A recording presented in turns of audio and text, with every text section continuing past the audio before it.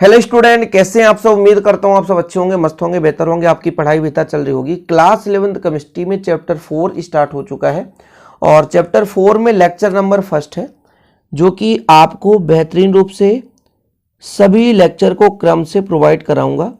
Chapter number 4 और lecture number first, ठीक है। इस चैप्टर का नाम है रासायनिक आबंधन एवं आणविक संरचना, यानी आबंध किस प्रकार से अणुओं में परमाणुओं के बीच लगता है, इसके बारे में आप चर्चा करोगे, है ना। इसके बाद फिर बच्चों इसमें आणविक संरचना किस प्रकार से होती है, ये सब चीज आप सीखने वाले हो इस चैप्टर में। जैसे हम बात करते हैं रासायनिक आबंधन, आबंधन मतलब बंध।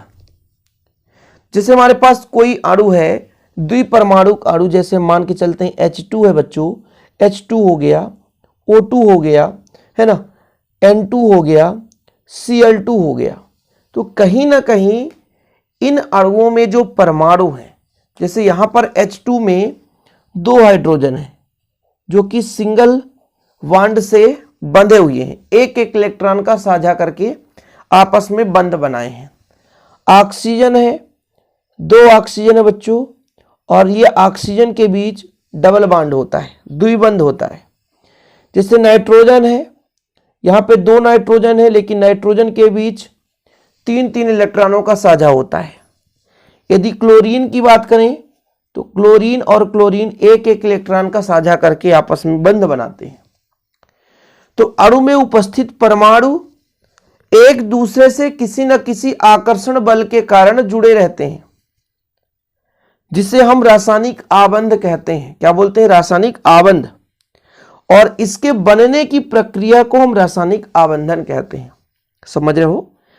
कोशिश करना समझने को बच्चों। जैसे हम बात कर रहे हैं, ये हमारे पास द्विसमपरमाणुविक है, मतलब परमाणु समान है, लेकिन हम भिन्न भिन्न परमाणुओं के बीच की बात करें, जिससे भिन्न भिन्न परमाणु आपस में मिलकर के यौगिक का निर्माण करते हैं। जैसे हमारे पास H और Cl के बीच बंध बनता है तो HCl का निर्माण होता है। तो हाइड्रोजन का एक परमाणु, क्लोरीन का एक परमाणु, तो कहीं ना कहीं इन परमाणुओं में इलेक्ट्रॉनों का साझा हुआ है और ये एक दूसरे से कुछ न कुछ एक बल के द्वारा बंधे, एक दूसरे को आकर्षित कर रहे हैं।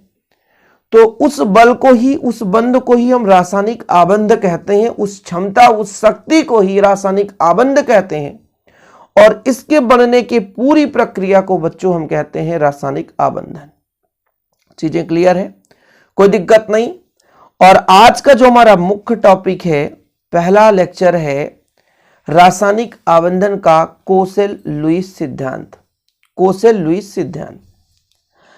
अब जैसा कि आपने रासायनिक आबंधन तो समझ ही लिया कि भाई साहब कोई भी परमाणु है तो इलेक्ट्रॉन का साझा करके आपस में बंध का निर्माण करता है और इसके बनने की प्रक्रिया रासायनिक आबंधन कहलाती है। ठीक है, ये चीज आपने समझ लिया कि HH एक दूसरे से आकर्षण, है ना, बल से जुड़े हुए हैं। ऑक्सीजन ऑक्सीजन के आकर्षण बल से जुड़ा है, नाइट्रोजन नाइट्रोजन के आकर्षण बल से जुड़ा है। तो इस बल को ही हम रासायनिक आबंध कहते हैं और इस बनने की प्रक्रिया को हम रासायनिक आबंधन कहते हैं। अब इसी सिद्धांत को लेकर के कोसेल-लुईस ने अपना एक सिद्धांत प्रस्तुत कर दिया कि भाई साहब ये बात फिक्स है कि कोई ना कोई परमाणु अन्य किसी परमाणु से इलेक्ट्रॉन का साझा करके आपस में क्या करते हैं, एक बंध का निर्माण करते हैं और एक दूसरे से बंधे रहते हैं। लेकिन उन्होंने देखा कि कुछ ऐसे भी परमाणु हैं, कुछ ऐसे भी एलिमेंट हैं जो किसी से बंध नहीं बनाते, जो किसी से बंध नहीं बनाते, उनको बंध बनाने की आवश्यकता ही नहीं होती है, किसी से संयोग नहीं करते। जैसे अक्रिय समूह। अक्रिय समूह मतलब 18वें समूह के तत्व। वो कौन कौन से तत्व हैं, मैं थोड़ा सा यहां पर चर्चा कर लेता हूं। जैसे आपका हे नारायण, हीलियम हो गया, नियान हो गया, आर्गन हो गया, क्रिप्टान हो गया, जेनान हो गया, रेडान हो गया। ये 18वें समूह के तत्व हैं।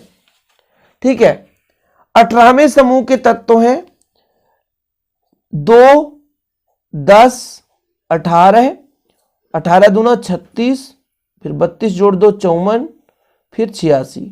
इनका परमाणु क्रमांक है। ये जो परमाणु है किसी से क्रिया नहीं करते, इसलिए इसे बोलते हैं अक्रिय समूह। अक्रिय गैस है, सभी के सभी गैस है, किसी से क्रिया नहीं करते। तो भाई साहब ये सोचा गया कि काहे भाई साहब ये किसी से क्रिया नहीं करते। तो ये देखा गया कि यदि इनका इलेक्ट्रॉनिक विन्यास देखें तो इसका इलेक्ट्रॉनिक विन्यास तो बच्चों केवल 2 ही है। इसका इलेक्ट्रॉनिक विन्यास देखा गया 2 और 8 है। इसका इलेक्ट्रॉनिक विन्यास 2, 8 और 8 है। इसका इलेक्ट्रॉनिक विन्यास देखा गया 2, 8, 18, 8 है।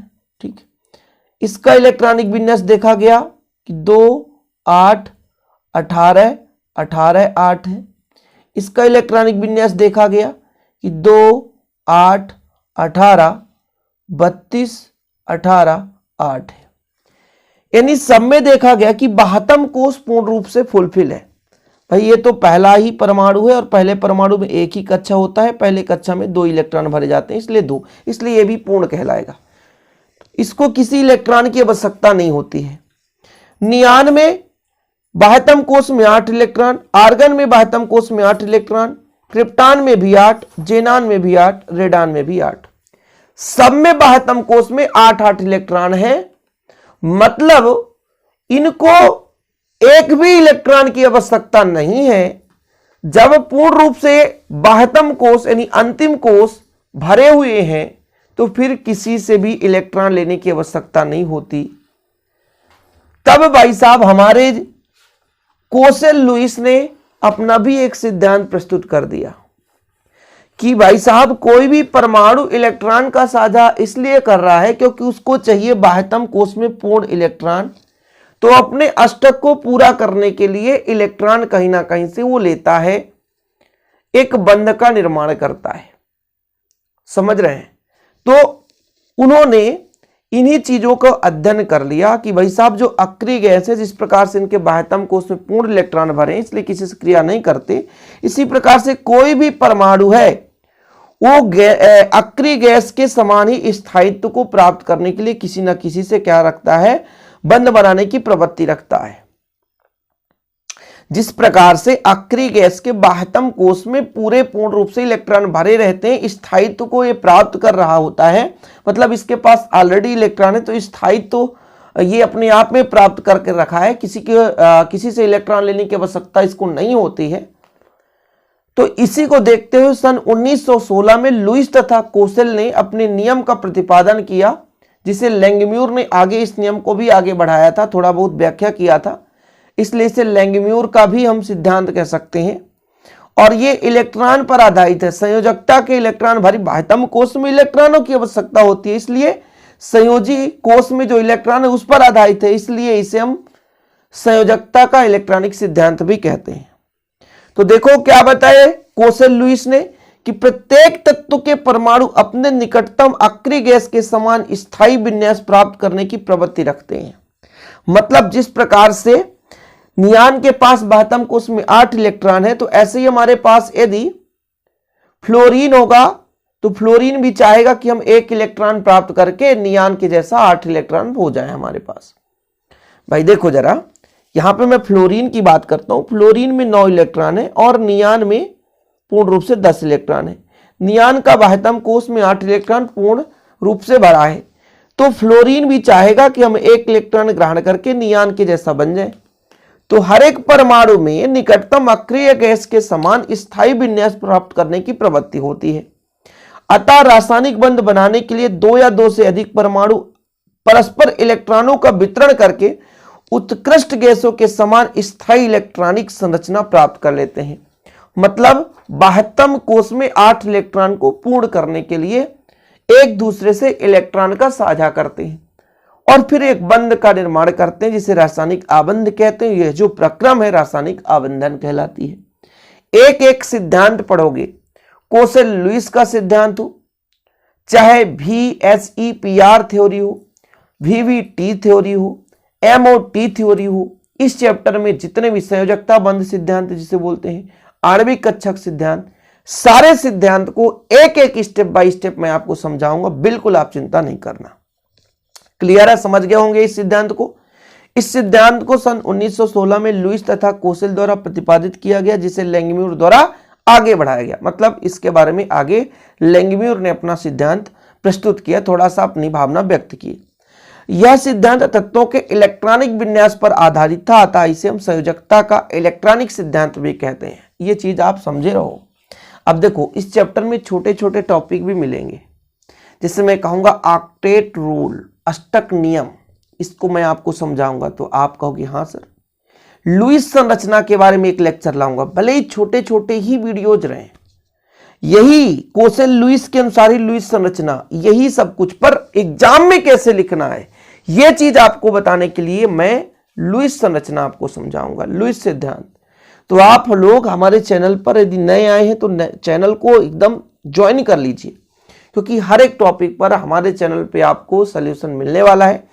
एक पॉइंट में कैसा क्या लिखना है वो चीज मैं समझाऊंगा। जैसे रासायनिक आबंधन का कोसेल लुईस सिद्धांत आता है तो आप इतना लिख दो, स्क्रीनशॉट ले लो और यहां तक, तो आपको 2 नंबर मिल जाएंगे।